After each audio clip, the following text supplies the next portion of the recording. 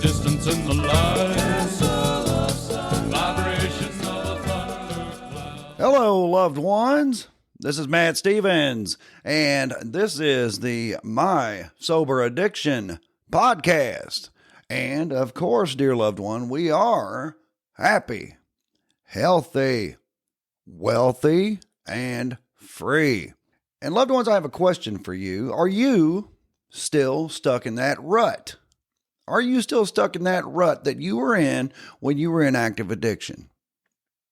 Maybe not exactly.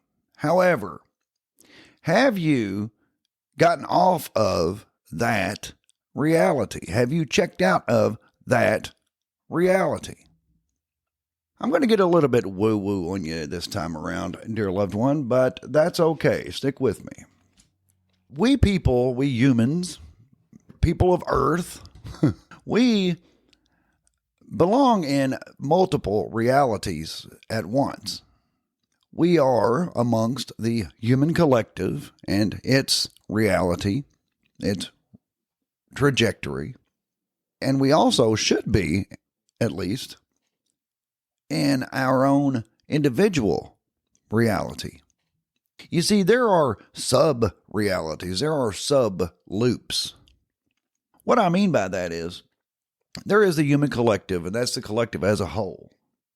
Now, most people will agree that the world, it's not doing so great. It is in a downward spiral. It is on a negative trajectory. And the problem with that is we have what we call belief loops. I introduced this in the last very not great podcast episode, but I did say that I would get into this topic, and here we go. So feedback loops begin with a belief. Okay, so if we have a belief, then that causes us to have an expectation. And when we have that expectation, we are projecting that out into the field, out into the universe. And then what is reflected back to us is a manifestation. And then that manifestation reinforces our belief, which then reinforces our expectation, which then reinforces our manifestation. You see, that's why the human collective are on a negative feedback loop.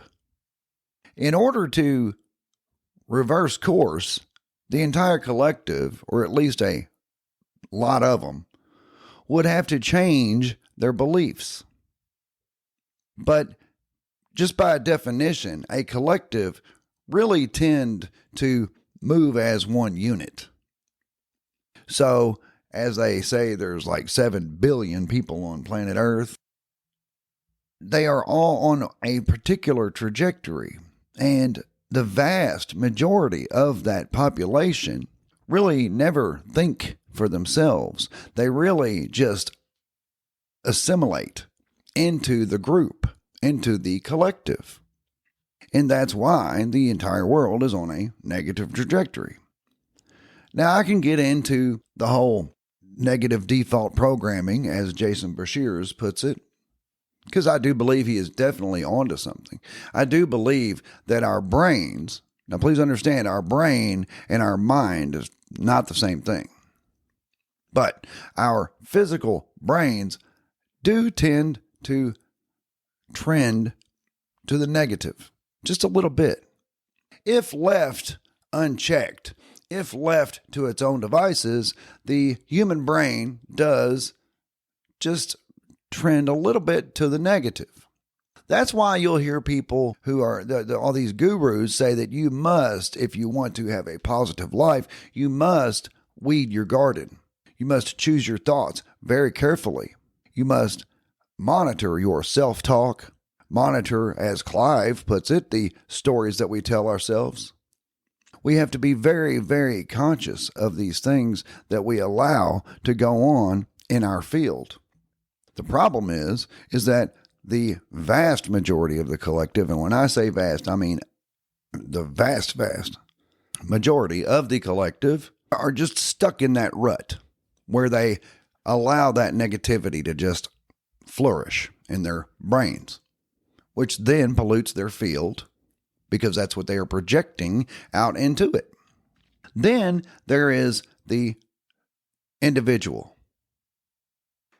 Yes, then that collective is made up of individuals, but most of those people never really stop to decide, I am going to chart my own course. I am going to remove my individual unit of consciousness out of that groupthink, out of that collective that's on that negative trajectory, and I'm going to go on my own way. And I realize that that's going to mean weeding my garden. I realize that I'm going to have to be very careful about the thoughts that I allow to go on in my field. I'm going to have to be very careful about the things that I believe to be true. Because whatever I believe to be true causes my expectation. And whatever I expect to see will be reflected back to me in the form of a manifestation. And I would really like to stop manifesting negative things, right? So, are you still stuck in that rut? Are you still in that negative feedback loop? Are you still having a negative belief loop? Do you believe that good things are going to happen for you? Do you believe that your life is going to be positive? These are questions that you really aren't going to do yourself any favors by sugarcoating the answer to. You really need to be truthful with yourself. Be completely honest with yourself. The thing is, addicts, for example, and that's a sub-collective of the collective, by the way. Amongst the human collective, there are many other sub-collectives. People in active addiction is one of them. There's you a subgroup that's definitely on a negative trajectory. And then, yes, we got sober. Yes, we did. And that's a very positive thing. That's very good. However, you don't have to go to too many meetings to figure out that there are a lot of people out there, even with a lot of clean time, who have a very negative outlook on life. That's one of my things I don't like about going to meetings is I feel like I'm going to a bitch fest. Like I'm going to just to listen to a bunch of people whine and complain. To which I want to say, hey man, you're doing pretty good compared to where you were, for sure. I mean, you got sober. That's awesome. Then you started mending your relationships. That's awesome. You got a job, you kept your job, you got a nice place to live. You have a roof over your head, you have everything you need. That is positive. That is so much better than where you were. But yet they sit in these groups and they complain. But I'm not going to get stuck on that. I'm just saying that's just a sidebar. Just a little observation that I've made over the years. But addicts got so entrenched in their lifestyle. Because addiction is not just a chemical addiction. It's not just a mental or even a spiritual addiction. And yes, it is all those things. But it's also a lifestyle. It's a lifestyle that we have to get out of as well. And it's a belief system that we have to get out of. There are many pitfalls to getting sober. There are many pitfalls to addiction. But individual loops, dear loved one, individual loops is where change can be made. When you come to that realization that I am an individual, I do have sovereignty. I can claim my individuality. I can claim my sovereignty. I can say to the world, hey, world, I love you and I'm right here. However, I am not going down that road anymore. I'm going to change to a positive feedback loop. And this is going to take some work. Oh, yes. Because the world will tell you, for example, just for example here, the world will tell you that you need to be very mindful of the news. You need to be very mindful of the things that are going on in the world. All that negativity, all the war, all the everything. There's so much bad going on in the world. And if you flip on the news, no wonder humanity has such anxiety. I mean, it's no wonder. So then we say, a lot of us in the metaphysical, spiritual community will tell you, don't watch the news. And a lot of people who are in the self-help industry will also tell you, don't watch the news. Don't watch the news. You don't need to watch the news. And I agree. It's not necessary. And then some people will tell you, well, you got to watch the news. And I'm like, why? Well, so you can be informed. What good does that do me? If I'm informed about a bunch of negativity, if I'm informed about things that cause anxiety, things that are affecting the human collective, what does that do for me? Besides cause anxiety, besides to program even further my brain to believe that I am on this negative trajectory with the rest of the world. I mean, there are people in the world who are living very good lives, aren't there? And we look at them and we wonder, how did they do that? And, dear loved one, there's a lot of addicts in recovery out there who are really living it up, who are really having amazing lives. And I'm not saying they're completely oblivious to the things that are going on in the world, but they certainly don't focus on it. They certainly don't let it bother them. I was talking to a couple of guys at work the other day, and it's like some of the things that they say are going on in the world. For one, I'm like, there's no way that's happening. First of all, if that were happening, it would be front page news. It would be everywhere. These 24-hour news channels would be running nonstop with that story because it's that bad. So what's going on there really?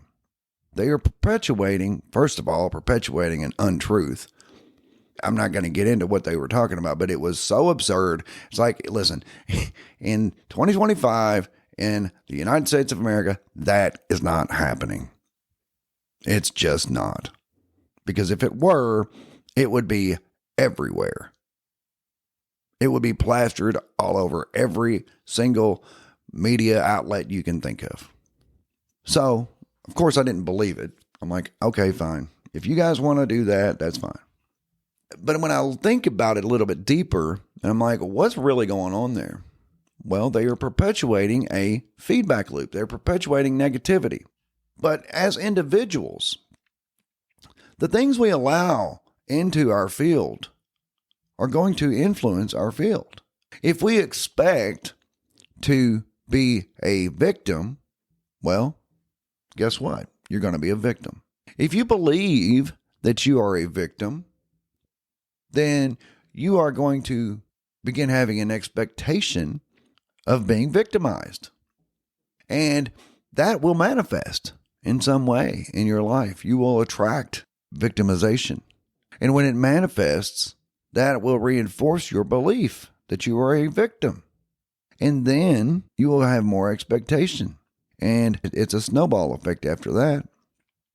But what if, as individuals, you were to stop being that way? What if, as an individual, you said, hey, human collective, I know things are not going so great for you, but I am going to start having my own belief loops.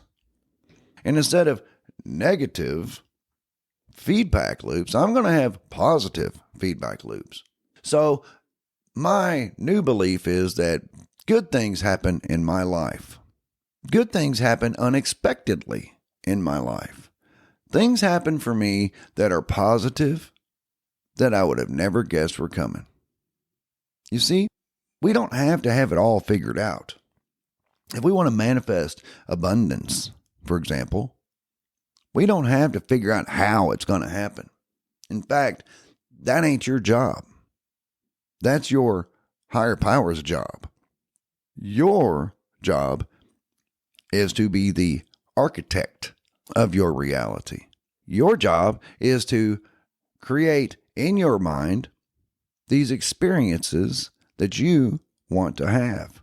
These experiences that are positive. How they come into your field, how they come into your life, into your reality is not your problem. Thankfully, you don't have to figure that part out. Because if you did, well, you might be screwed. So thankfully, your higher power figures that part out. So let's imagine for ourselves something really awesome. Let's imagine for ourselves a life, a experience that we want to have that is very beautiful. And when we imagine that beautiful experience, we don't need to worry about the physical aspects of it. I mean, if it is a physical thing, if you're like, yeah, I want, as I said in a recent YouTube video, it's like if you want to manifest a beautiful beach house on a tropical island, do not focus on the physical aspects of that, because that's just material things, and your higher power or your higher self, whatever the case may be, is not interested in manifesting physical things. Because when we leave here, well, we don't take physical things with us. But what we do take with us are the experiences that we had, the memories that we created, the lessons we learned, the enlightenment that we achieved, the relationships that we cultivated, the bonds that we formed and strengthened.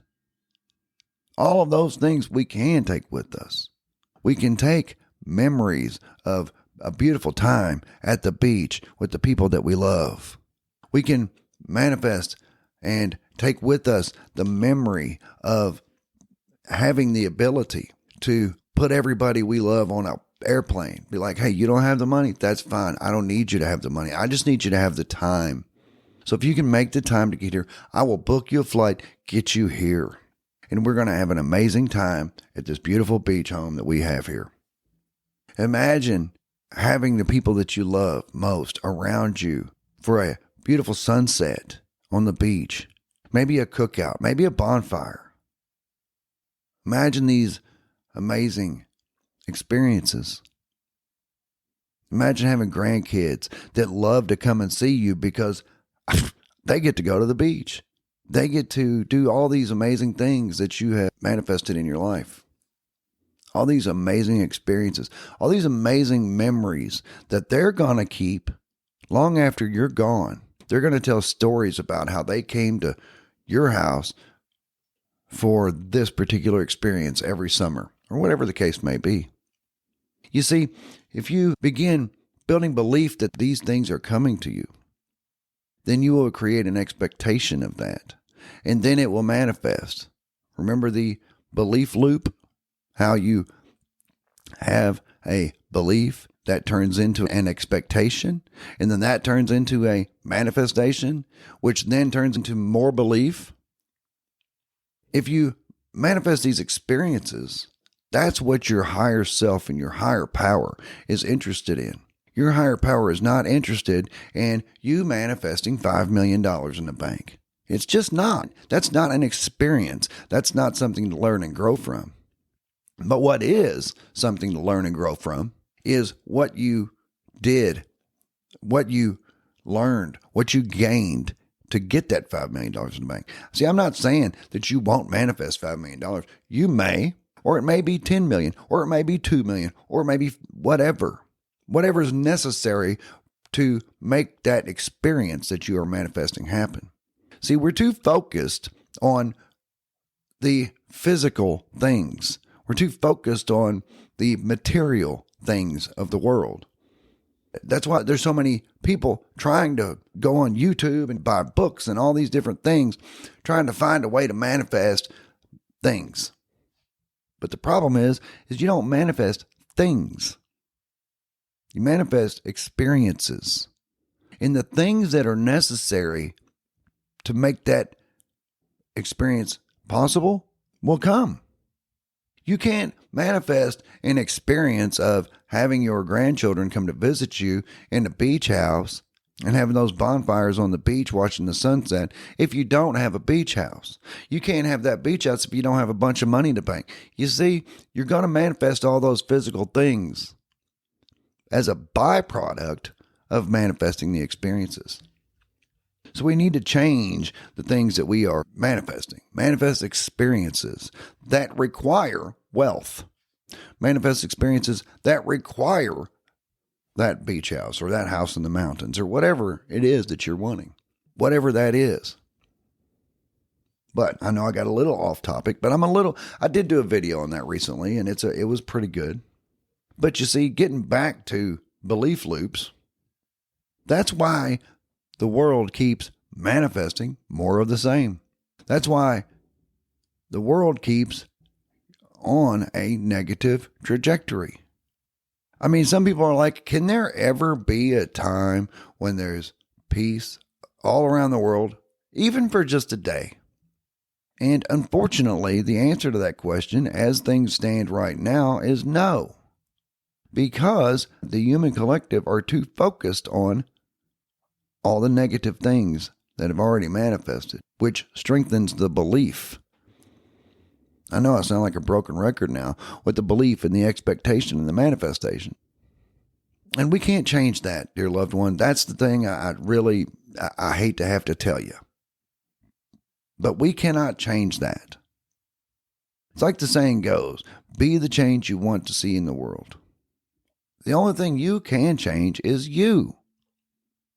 Now, yes, if enough of us do it, well, then maybe we can reach that critical mass, that 100th monkey effect, and cause the rest of the collective to kick over to the positive. Because really, the human mind is not that negative. It just leans a little negative, like maybe 51-49. And that's not something I've made up. As I said before, you've got a lot of your gurus who will tell you that it takes a lot of work to be a positive person. You have to weed your garden because if left unchecked, your brain will grow weeds, negativity on its own. That's what it's going to default to. It's going to default to slightly negative. Why is that? I don't know. I mean, that part I don't know. That's just how it is. And we are not going to do ourselves any favors by trying to fight that or trying to disagree with that. If you want to disagree with it, fine, go ahead, but do it at your own peril. You see, I've already accepted the fact that the human brain is slightly negative if left unchecked. As I've said, that's why they say you've got to weed your garden. Make sure you are thinking the right thoughts. Make sure you are telling yourself the correct stories, as Clive tells us. Make sure you are not allowing all that negativity in, such as watching the news and seeing all the bad things that are going on around the world that, one, have nothing to do with you, and two, you have no control over. So when people tell me, well, you need to watch the news so you can be informed. Why is that? So you can be informed. I'm like, well, okay. Well, what good does that do me besides cause more anxiety or make me sad because I'm seeing things that are going on in the world that I can't control? I'm not saying I want to be oblivious to the things that are going on in the world, although that would be kind of nice. But I understand that there are times when we do need to know what's going on, especially if it's going on in your own backyard, especially if it's going on in your town. Those are things that are going to affect you directly, and you do need to know. But what's going on half the world away? Yeah, I'm aware of what's happening. I am. I'm not up to the minute informed, no. And that's okay too, because whatever, I can't do anything about it. But here's what I can do something about. I can break away my individual, single, sovereign unit of consciousness away from that collective of humans. I still got to live amongst them, yes. And the things that are happening in their lives can and sometimes will affect me, yes. However, we don't live in one reality only. See, like I said in the beginning, addicts and active addiction, that's another collective on another reality loop. That's a very negative one. And it breaks down even further, and there are even more than that. But we can remove ourselves from those collectives And you're still going to find yourself in and amongst some other ones. And that's okay. That's just part of life. That's part of your growth. So when you realize I am an individual and this is what I'm going to do, I'm going to start weeding my garden and I'm going to start believing for good things in my life. And I'm going to start moving in the direction of those good things. What's it going to take? I don't know. I'm just going to do the things that I know to do. I'm going to listen to my intuition and go where it leads me. You go where your intuition leads you, you're not going to be wrong. As Bashar says, go with what excites you the most. When you think, do I want to go left or do I want to go right? Which one excites you? Or, as far as breaking pattern goes, do I want to go left or do I want to go right? Well, which way do you go most of the time? 95% of the time I go left. Well, then go right. Do it. Do something different. That's two ways of looking at it. Do what excites you the most or break pattern. But then again, it's like, well, not breaking pattern is not going to excite you because if you're going to go the direction that you go 95% of the time, that's probably not exciting anymore. I mean, really, I'm just saying. But anyway, loved one, I am encouraging you to remove yourself from those collectives. Take a step back and really look at yourself. And I mean that in 2 words, yourself. Realize what self is. And I know that a lot of people in the metaphysical say, that's ego. Okay, fine. Well, in this 3D realm, we do have personality. We do have ego. And do I think we should shed ego? Yes. But if that means going down that negative road with the rest of them, no. We may have to break away from them and lead by example and lead from afar. We may have to break away from them and be like, I'm over here doing this positive thing. I'm over here having positive beliefs, which cause positive expectations, which cause positive manifestations. That's probably the best thing you can do for the people in your life that you love, that you want better for, is to do those things. That way, when they see you doing those things, all they're going to know is, wow, so-and-so's having an amazing life. And it wasn't that long ago that person was in active addiction, right? Sleeping on people's couches or whatever. And now look at them. They're happy. They're healthy. Things are going great in their life. It doesn't take that long. And besides, another thing about it, what else you going to do? What else you going to do, loved one? Keep doing the same thing you've been doing? Well, as my mother would tell you, if you keep doing the same thing you've always done, you're going to keep getting the same shit you've always gotten. Yep. Do something different. So anyway, loved ones, belief loops. It is a loop. It is belief, expectation, manifestation, and so on. I'm going to end it there for now, but I think this is a great topic, and I think it's something we really need to just drill down into. There's so much more to this. There really is. When we really look at the different realities, we can go in the reality tunnels of the individual, and then of the groups, of the collective, human collective as a whole, and then the subgroups, all of that. It's interesting stuff, and it really does apply. And we, dear loved ones, we are in a position, particularly, where we have witnessed it. We've seen it in action. We've seen how that stuff works when we were in active addiction. Don't believe me? Check this out. Take people who are addicted to crack. Everybody lumps crackheads into one group, right? Oh, yeah. People here make jokes all the time about, he was acting like a crackhead or something like that, which is probably more insulting to crackheads than it is to the guy they were talking about. Point is, those are subgroups. Those stereotypes didn't come about for no reason. They didn't come about because they didn't exist. Those stereotypes came about because a bunch of people on crack acted a certain way, and then that became the belief loop of crackheads. Anyway, that's a subgroup that's very distinctive in society. People like to pick on them. But I'm like, hey, they're not any different of an addict than the rest of us. Speaking of the news, real quick, loved one, and I'll let you go here. But there's those people who are addicted to the news. Oh, yes, they are. They can't get enough of it. It doesn't matter if they are left-leaning or right-leaning because they've got channels that will cater to them. Oh, yeah. There are leaning news outlets that absolutely cater to the people who lean that direction. And those people will watch that and eat it up and don't care if it's even true, what they're reading or hearing or seeing. Doesn't matter. As long as it feeds their belief. That's all they care about. So, there's that. But anyway, loved ones, if you would, please give this podcast, My Sober Addiction, a rating and review everywhere or anywhere you get your podcasts.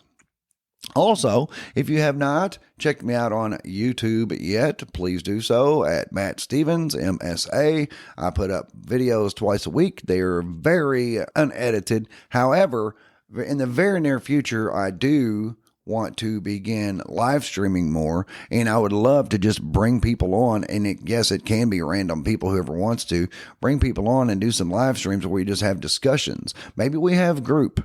I don't know. The possibilities are wide open, and I'm super excited about that. So, yes, please go there. If you would, please, loved one. If you have any suggestions, please hit the Chat with Matt feature. If you just have a suggestion that you don't really need me to get back with you on, you just have a statement you'd like to make, then that's a good way of doing it. It's in the description of this podcast. Or you can please also go to the mysoberaddiction.com website. You can reach me there. I always have the podcast episodes there. It's still pretty rudimentary right now, but it's going to have a lot more information on there in the very near future. And also you can reach me there. So you can always send me an email from there and it will get to me and I will get back with you as soon as possible. Lastly, if you would please find me on X. That is a great way where we can chat, we can interact in real time on the fly, share different things. I mean, sometimes we share memes and stuff, and, sometimes it's funny stuff, sometimes it's serious stuff. But the thing about X, and I'm guilty of this, it is sometimes easy to fall into those news fear traps. So I'm trying to wean myself off of that because I'm not perfect by any stretch. I definitely find myself falling into those. Yeah. So anyway, loved ones, that's what I got. I do love you. I truly do.